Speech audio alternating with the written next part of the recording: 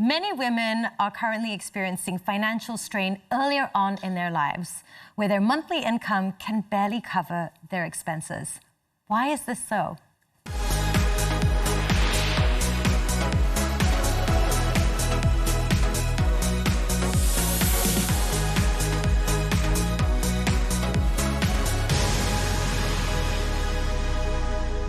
Hello and welcome to Women Talk. I'm Nadia Heng, your host, and today we're talking about money, how to own your wealth. For many women, money equals to simply just getting through a month. Between the rising costs of living, family responsibilities, and the pressure to just keep everything together, a lot of financial decisions end up getting made from a place of stress rather than strategy. And increasingly, we're seeing more and more women relying on future income or future earnings in order to sustain their expenses. And it doesn't help that now there are so many different payment methods available out there. Yes, it's convenient, but does this convenience end up as dependency? So today we're going to explore how we can shift from simply just getting by to actually owning our wealth. And joining me in the studio, I'm really happy to introduce you to Vivian Chin, Certified Financial Planner. And we also have Ivana Salihuddin, entrepreneur and advocate for women's well-being. Ladies, thank you so much for being on the show today. Thank you for having us. So Vivian, I'm going to put you straight in the hot spot and ask you this. Are you actually seeing this trend that I was talking about earlier, where more and more women are becoming reliant on their future income, future earnings, in order to sustain their current, monthly expenses? Yeah, Nadia, because nowadays you can see that more and more women they are working, right? Especially the urban working women, right? They are in their 30s and 40s, right? They are earning quite well, right? You can see that. But one thing that, because after they deduct all the rent, the rent and then your car loan and your grocery, everything, what you left in your bank is maybe lesser than that, or maybe each left with like negative figures in your bank account. So the only tools that they can use is credit card. So they can stay afloat, so they can pay some of the expenses, or maybe they can enjoy themselves by using that. But they've forgotten that this credit card here can build out some of the interest. Right? They power out all the debts. So it means that every month they have to pay the debts, everything. So it kind of stress out everyone on that part. So this is the reason why that people, more and more women are facing this struggling on this part. Yeah. And sometimes you see people with 2-3 credit cards just to sustain. Ivana, I'm curious, you're an entrepreneur, you're a mom. Throughout this journey, has your definition of what financial security looks like, has it changed? Oh, well, absolutely. I mean, when I was younger, financial security meant a number that I want in a bank account that I can finally relax. And as entrepreneurship taught me, that income can be volatile. Motherhood taught me that things can happen, just come out of nowhere. Expenses can come out of nowhere. And these days, for me, financial confidence is not really about a number.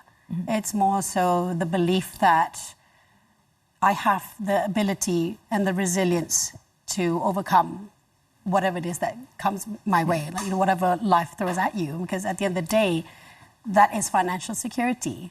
That's financial confidence. That life is not certain. Yeah. Things can change. You can have X amount of money in the bank and you think you're okay, and then some world economical crisis hit, and then everyone's down to zero. But all you have is sense of self, skill, hopefully, and the resilience and the confidence to rebuild. So that's why I would stressed a lot on building skills for younger women. Yeah. I mean, especially the ones that are, they have time, which is young women, no dependence. You build some sort of skills, learn new things, learn new skills, whatever it is that you think you're lacking, you never know when these skills are needed for a time when you need to rebuild.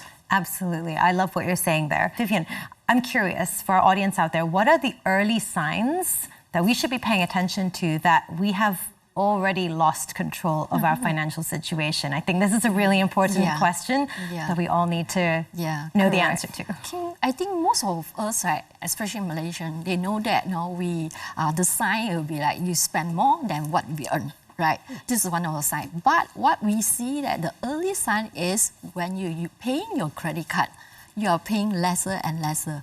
Means that maybe the first time you pay full in full, after a few months you are getting like reluctant. You are getting you say that, oh, this month my cash flow is not so tight, so maybe I pay 100 or 200.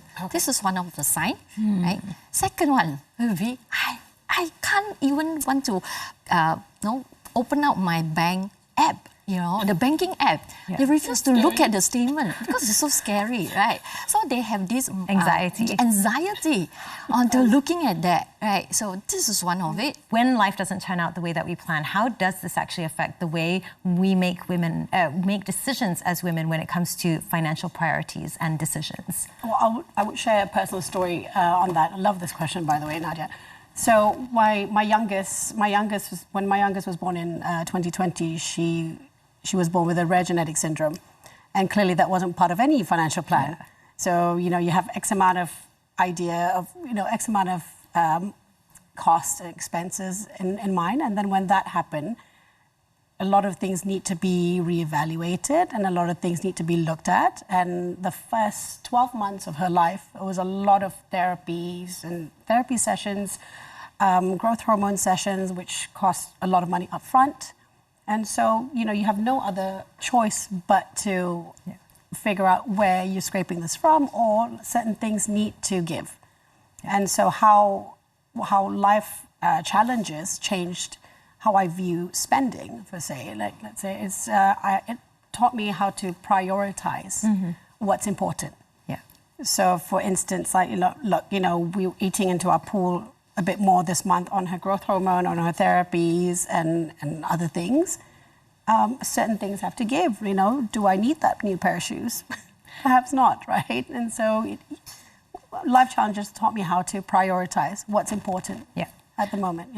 I think that's something we can all relate to when, we've all been through something that suddenly throws us a curveball and we're going to have to reevaluate where do our priorities really lie. Well, ladies, I'm loving this conversation so far.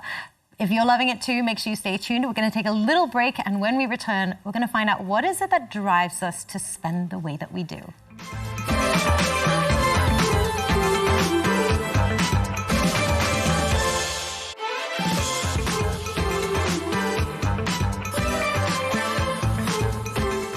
Welcome back to Women Talk. You're here with me, Nadia Heng, your host, and joining me in the studio today we have certified financial planner Vivian Chin, and we also have entrepreneur and advocate for women's well-being Ivana Salihuddin.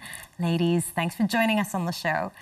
Now, when it comes to money, even though many of us understand it logically, but our spending habits are driven by our emotions, by routines and commitments that we carry silently. And for a lot of women, when we do shopping, it's not just about desire. It's a relief from a long, exhausting day. It's about rewarding ourselves. So we're about to delve in a little bit more to find out what is it that really drives our spending habits. Ivana, I'm sure you're very familiar with the term retail therapy. I love the word myself. However, is this a sign of women rewarding ourselves because we're constantly putting everyone else first? Is this why we need retail therapy? I think when people purchase any type of purchases, it's more of an emotion, isn't it? For women, we carry a lot of invisible labor, career, household, children, especially around my age, elderly parents. It's not a bad thing, I believe, to, treat yourself. But you have to do it with intention. I think that there has to be some level of awareness. So you would actually ask yourself, why am I buying this, right? Am I just having a bad day and I need some form of comfort? That's normally like a no-go zone, right? I find in my experience, in my life, anything that I'm purchasing for immediate comfort soon follows with immediate regret. Right? So you pay for that later on in life, right? And then you look at it and you go like, oh, did I really need that? And no, I don't. But I think that treating yourself, by definition, is once in a while. Yeah. If you start to treat yourself every single month to big purchases, that's actually a lifestyle. It's not really treating yourself. So I believe that, look, at the end of the day, we all buy things not because of what it is, but how it makes us feel. It's more emotional, isn't it? Yeah. It sounds like it's really important to be selective with your retail therapy, keeping it to a rarity so it's actually a reward, rather than turning your retail therapy into retail regret. Yes. I'm going to remember that one. Vivian, when do these financial problems usually begin to occur? Where does it occur? Is it with the small everyday purchases, or is it the big ones? Actually, it starts from the small habits that we have, like what you say. Iwanka say that we feeling like stress, right? We have the emotional eater, but we also have emotional shopper, right? So when we feel like feeling like stress, all this, the good therapy will be going shopping. It will make you happy on that part, but it must be what. Like Iwanka say, it have to be intentionally. It's not that I just buy this and that. Then when end of the month, when you receive the statement, when you see it, you will be surprised how much you have been spending on that. So there's a small habits that you build out like along the way. So at the end of, and then the other thing is we have so much of the apps, right? Like buy now, pay later. Right. So all these and credit card and personal loans, so it's easy for us to get this. So whenever we feeling stressed or anything, we need anything, we just use up our credit card or use up the scheme like buy now, pay later. This is the way that we build up this habit here. So because it's so easy. So if you are financially overwhelmed, what is the first step that we should be taking to regain control, and be the captain of our own ship again? Yeah, a lot of people say that tracking your expenses first, right? Mm-hmm. A lot of people agree on that part. There's no right and wrong answer, but people will feel it's like it's doing homework. It makes people stress. Eventually they will stop using that. So what I will suggest to my client, normally I say, why don't we do cash flow auditing? Mm-hmm. Yeah, because what does that mean? Yeah, it means that you sit down with a list, which is what you spend, like the fixed commitment, like your house loan, your car loan, everything already fixed, right? That you cannot run away. Right? You sleep, you have to pay all this, no matter what. So then people realize that, oh my God, there's so much things that I have been spending on, which some of it might not be in your mind at all, because you've forgotten about that. Then you realize that, oh, that's the reason why that I've been spending this all along. And then that's the reason why my cash flow is so tight each month. So this is the way how I would suggest on a client doing the cash flow auditing to yourself first. Yeah, I love that. The financial audit, and you can see all the subscriptions, really facing the reality and realizing, you're paying for subscriptions you stopped using a long time ago. Exactly. I think that's a brilliant method. Another thing that I want to add in is the buy now, pay later. A lot of people forgot about this, that they've been using this method to pay some of the stuff here. They forgot to add into their cash flow. Yeah. That's the reason why there's certain leads that they feel that, like bulan belum habis, gaji sudah habis. It's a behavioral thing with spending, and it has a lot to do with wanting to feel good. Mm-hmm. Because at the end of the day, like you feel like, look, I deserve this. I've had a rough week. I've had a rough month. I've had a rough year. Yeah.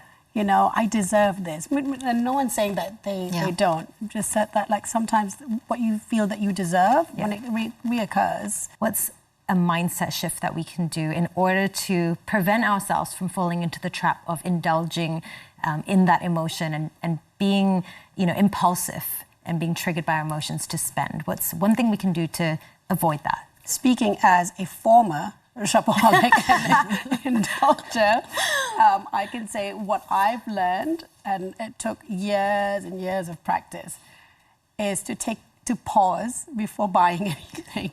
I mean, small things like, like food.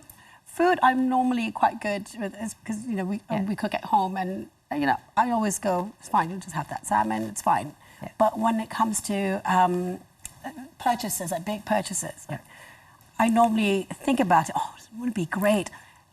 Actually, I'm going to sleep on this. So what I normally do is I go for a walk, exercise, sleep on it.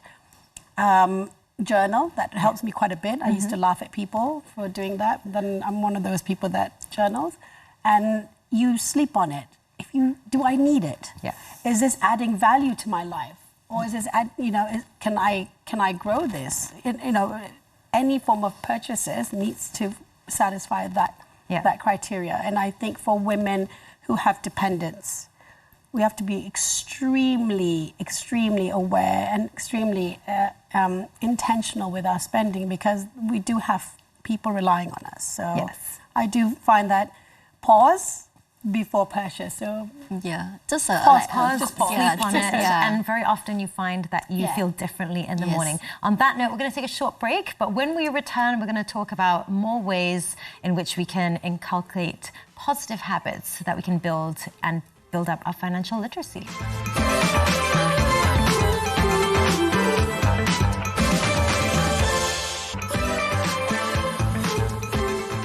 Welcome back to Women Talk. You're here with me, Nadia Heng, and in the studio is the lovely Vivian Chin and Ivana Salihuddin. Ladies, we're in our final segment, and I think this is probably the most important. So if you're just tuning in, we're talking about money. And when it comes to your financial well-being, it's not just about avoiding mistakes. It's about building confidence, clarity, and good financial habits. So in this final segment, we're going to explore the shifts that we can make in terms of habits and mindsets so that we have a better state of financial well-being. And ladies, I'm going to start off with you, Ivana. What is one money lesson that you wish you knew way back? Oh, it's definitely the fact that income and wealth are not the same thing, and it requires two separate skills for both to master both of them. So a lot of people actually focus a lot more on earning, and very few focus on building. Yeah. And so I think what's really important that I wish I knew earlier on is that, financial literacy matters. And to be honest, I've got masters in finance, and I still find financial literacy when you throw in emotional aspect and emotional angle in your current situation in life, even the best of us will fall under the same spell, right? But building asset is important.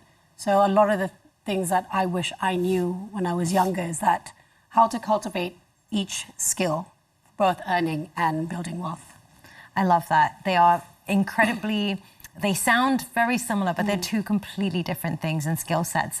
Vivian, that's the perfect segue for me to asking you, what is one habit or system that you think we should all have in place to regain financial control? Okay, a lot of time people think that, I just build up, I just pay out whatever the debts I have, right? But the one thing that, if any unexpected event happen, the first thing that they go back is using your credit card again. So the cycle it won't be stopping. It will be continuing on that part. So it is good that you build up your emergency saving first. Even 1,000, 2,000 is good enough for you, right? Then you go back to tracking, pay off some of the highest interest, which is our credit card. I have 15 to 18%, right? And most of we are getting it on it. So pay off that debts first, and then at the same time, do some saving. A lot of people say, hey, I'm doing at the same time, I'm paying off my debt, right? Why I need to save? Because as I say, unexpected event. Then the things that whatever you have in the buffer in the bank account, at least you have something to pay, right, for the emergency. When it comes to what you say is habits, right, it will come last. Doesn't mean that it's not important. It's important because you need a structure first. Then you build the system. Then your habits will follow along on that part. Yeah. So this is how it works on that part. Yeah. So the key is to actually do all three in tandem. Having good practices, good habits, paying off your debt, ones with the highest interest first, and putting aside money every month into your emergency fund and for saving for the future. Yeah, correct. I love that. That's such an important step that all of us should be doing. So, Ivana, when you talk about wealth or owning wealth, what does that actually mean to you now? Does it mean having more money, or is there a deeper meaning to that for you? I think for me these days, owning wealth means owning your freedom. Wealth, that's exactly what, money is a tool, but wealth gives you the freedom, the freedom to say no to things, the freedom to get up at whatever time that you wish to get up, spend time with your children, having the time to find purpose. You know, that is a luxury. Yeah. That's what wealth gives you. Wealth gives you a peace of mind, but at the same time, it gives you that freedom to live life on your own terms and based on your own values. That is beautifully said. If there's one shift in terms of mindset about money that you believe we should all change, what would it be, Vivian? I think it would be emergency saving, because it's very important. Because you can see that one handful of Malaysians can't even afford to take out from your bank account 1,000. So that is very, it's very important to have emergency saving. I mean, I agree with you on the emergency thing, but there's also situations where things happen and the emergency will not be enough, right? But I absolutely agree with that. People need to focus on having an emergency pot. But I believe financial confidence comes from believing that you can make it work no matter what life throws at you, because you have to understand that the first thing people lose hope for when they lose everything, when they can't rebuild, is resilience. Right. So, but also I would stress mostly on skill, cultivating skills, because you never know what skill is going to be needed to earn more income, right? So never stop learning, always pursue knowledge. And yes, absolutely, you definitely need the emergency pot, but you know, that needs to work in tandem as well, because sometimes the emergency pot won't last very long. Emergencies kept coming and coming, right? And just having that confidence that whatever happens with the economy, you've got these smarts, the skill set, the knowledge to always be employable or to start your own business for that matter. And if I may add on, I think one thing that I wish I knew sooner, or I think all of us could remember, is just knowing that it's never too early to start.